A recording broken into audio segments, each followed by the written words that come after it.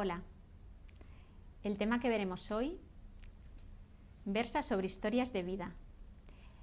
Historias de vida es un modo de recopilar información y estas historias de vida han sido recopiladas por Robert Ressler y luego posteriormente publicadas por el Centro Reina Sofía. Este investigador del FBI realizó 36 entrevistas a asesinos en prisión. 7 de ellos tenían un coeficiente intelectual por debajo de lo normal y 11 se encontraban en el nivel superior. Habitualmente se piensa que los asesinos, más los asesinos en serie, proceden de hogares con muchas dificultades económicas, extremadamente desestructurados. Sin embargo, en la muestra analizada se comprobó que todas esas premisas no siempre son ciertas. De hecho, un porcentaje elevado de la muestra tenía un coeficiente intelectual superior a la media, de 120. Esta investigación también fue tenida en cuenta en la Universidad de Boston y se pretendía con ella conocer las historias, la infancia de los asesinos seriales. A continuación se detalla la infancia de algunos de ellos, si bien en la investigación pues son numerosas. He escogido algunos retazos de estas entrevistas en donde se plasma información interesante para llegar a conclusiones importantes, ¿no?, de cara a la criminología. El primero de ellos es John Joubert. Este sujeto mató a 3 muchachos antes de ser arrestado. La madre y el padre se habían divorciado antes de que él llegara a la preadolescencia, y cuando John quiso ir a ver a su padre, su madre natural se negó a llevarlo o a darle dinero para que viajara él por su cuenta, y muchos de nuestros asesinos proceden de hogares disfuncionales, si bien muchos de ellos también en la primera infancia vivían en hogares estructurados y normales, ¿no? Otro ejemplo es el de Monte-Ralph Rizal, que violó a una docena de mujeres y mató a 5 de ellas antes de cumplir los 19 años.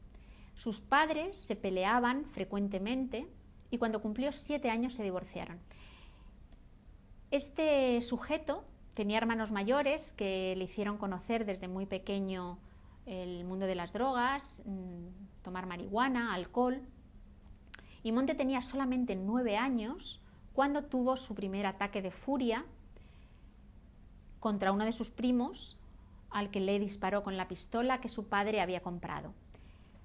Su padre rompió la pistola y le golpeó. Detrás de cada una de estas historias hay una relación violenta hacia ese niño. Este sujeto en concreto fue muy pequeño cuando cometió una agresión tan brutal. Cuanto antes se cometen agresiones severas, menos probabilidad hay de que en la adolescencia o en la adultez se dejen de cometer este tipo de comportamientos. Entonces la edad es algo que juega a desfavor siempre en criminalidad, o si no siempre, porque hablamos de variables, casi siempre. Los asesinos en potencia refuerzan su situación de soledad por primera vez durante el periodo de edad comprendido entre los 8 y los 12 años. Dicho aislamiento se considera el aspecto más importante de su estructura psicológica. En esta edad, el aislamiento es una fuente de conflicto difícil. Lo que provoca este aislamiento es impermeabilizar a esos sujetos para que puedan sentir el sufrimiento de otros sujetos, se aíslan, se acorchan y comienzan a vivir sus fantasías y traerlas a la realidad.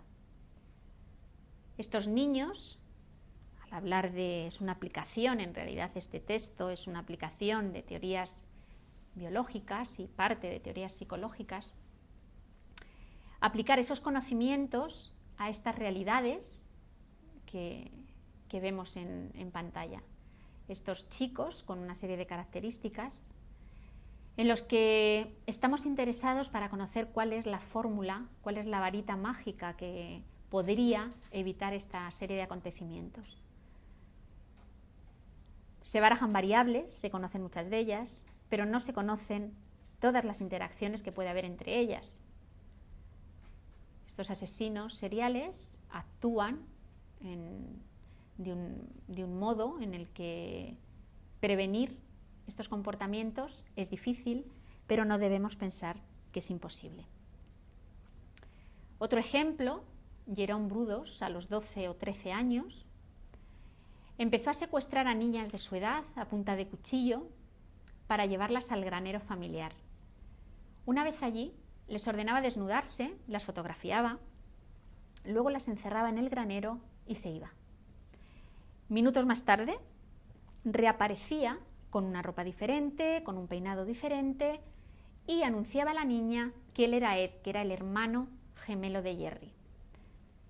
Esta dualidad, este sentirse por un lado protectores y por otro lado malvados, pues es una característica también a la que juegan, es un modo de jugar en muchos niños, pero no de modo tan perverso. Y en definitiva, este niño pues lo que pretendía era borrar lo que había hecho él mismo, con esa presencia de ese hermano gemelo que iba a salvar a la niña a la que minutos antes había estado fotografiando y que por falta de madurez no había abusado sexualmente de ella, no abusaba de sus víctimas porque no era maduro sexualmente para hacerlo. Uno de los sujetos se sentía con derecho a rajarle el estómago a su perro para ver cuánto podía correr el animal antes de que le sobrevinieran los espasmos de la muerte. Otro ataba petardos a las patas de los gatos, ya muchos de ellos los dejó solamente con 3 patas. Otro de ellos, a la edad de 15 años, arrastraba a niños más jóvenes al cuarto de baño de su psiquiátrico para obligarles a realizar actos anales y orales, repitiendo los hechos de los que él había sido víctima con 10 años. Por último, otro hombre que en su infancia jugaba a arrancar cabezas de muñecas descabezó a sus víctimas cuando llegó a la edad adulta. Estos 3 ejemplos nos hablan de comportamientos bastante habituales que pueden ser predictores de asesinos seriales, predictores de sujetos que se van a comportar de manera violenta en la adultez, las agresiones animales domésticos, quien es capaz de pegar a un perro o pegar a un gato es capaz de pegar a una persona, las palizas a animales. En estos sujetos son muy habituales porque es ejercer la violencia en la parcela donde tú puedes ejercer la violencia. Conforme vamos siendo mayores, la parcela en donde podemos ser violentos se va agrandando. Conforme vamos introduciéndonos en diferentes ámbitos, pues somos capaces de ejercer violencia en ámbitos mayores. Los niños que agreden animales tienen esa parcela de control. Entonces, en alguna medida, pues es su gran delito, ¿no? Agredir a esos animales. Quizá interviniendo en ese momento con esos menores, pues se pueda trabajar con ellos y sobre todo conociendo lo que hay antes de una agresión. En el segundo ejemplo, en el del niño con problemas psiquiátricos, ingresado y que agredía a otros niños, a realizar actos, a tener sexo con ellos, en realidad copiaba algo de lo que había sido ya él víctima previamente. El crimen, las agresiones, la violencia no puede verse si no puede entenderse si no vemos la antesala, lo que hay detrás y lo que puede haber delante. Entonces debemos analizarla no como la violencia, sino por qué es violento un sujeto, por qué comete delitos un sujeto y por qué determinados delitos.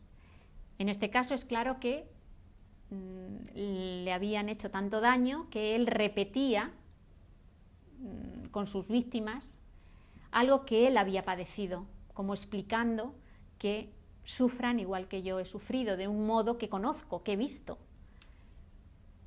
Y por último, el último ejemplo triste, bueno, pues un sujeto incluido en esta muestra de entrevistas jugaba a arrancar las cabezas de sus muñecas y luego repitió ese juego con sus víctimas. Las fantasías de estos asesinos seriales las hacen suyas, como he comentado previamente, por ese aislamiento que sienten. Consideran que no saben dónde está el límite entre la fantasía y la realidad. Eso en los niños es muy común, pero en un niño que tiende a comportarse de esta manera, sus fantasías invaden la violencia, indudablemente. Entonces, bueno, pues ellos se aíslan y realizan una serie de hechos que consiguen hacer normales en su vida. Cada paso violento que da un sujeto, ya sea por características biológicas, por la interacción, como hemos visto, con factores familiares, con familias desestructuradas, con el divorcio de los padres, con haber sido víctima de abusos sexuales, bueno, pues sus características en interacción con esos hechos provocan otro comportamiento violento. Cada escalón es un escalón más a la violencia.